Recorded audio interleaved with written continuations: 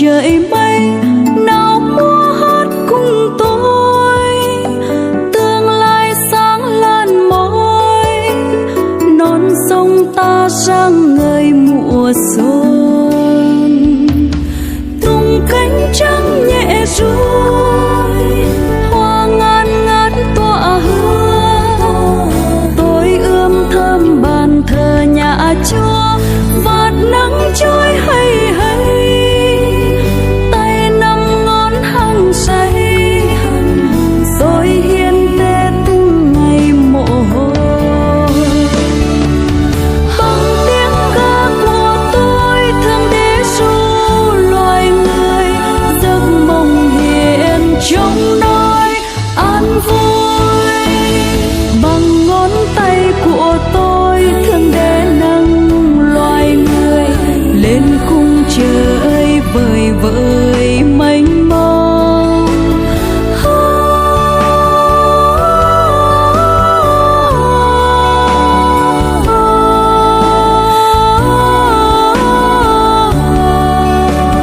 Đâu không là tổ ấm quê hương tôi, đâu không là nói em cho con tim yêu thương.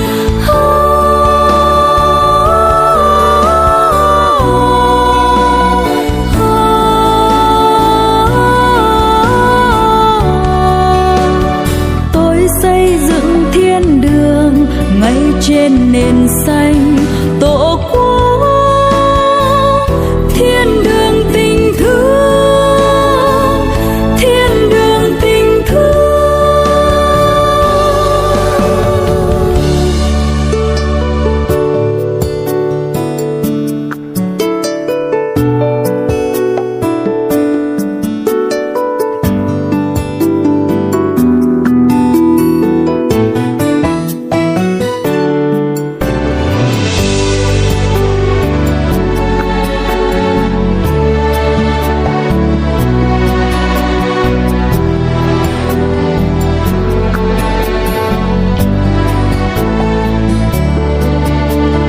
Thành phố lớn hoa đăng, thôn trang những đêm trăng, chim ấp cánh dịu dàng tổ ấm, nhà máy mái trường vui, nông trang liếp rau tươi, hoa reo ca cuộc đời mùa xuân.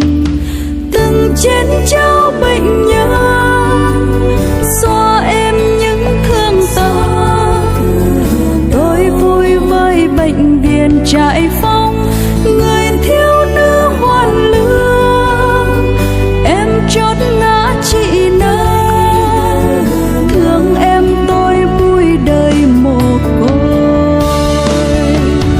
Hai nữ tu Việt Nam đưa bước gieo hòa bình, gieo hạt vàng nương xanh quê hương. Người nữ tu Việt Nam hạt muối men lòng đời, con tim nhỏ nụ cười thanh thang.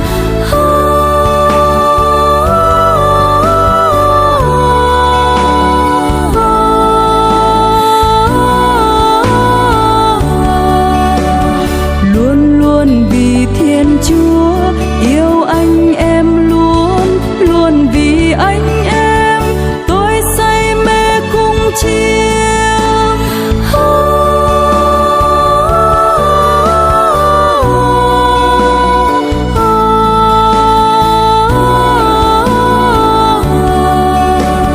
Tôi xây dựng thiên đường ngay trên nền xanh tổ quốc, thiên đường tình thương, thiên đường tình thương.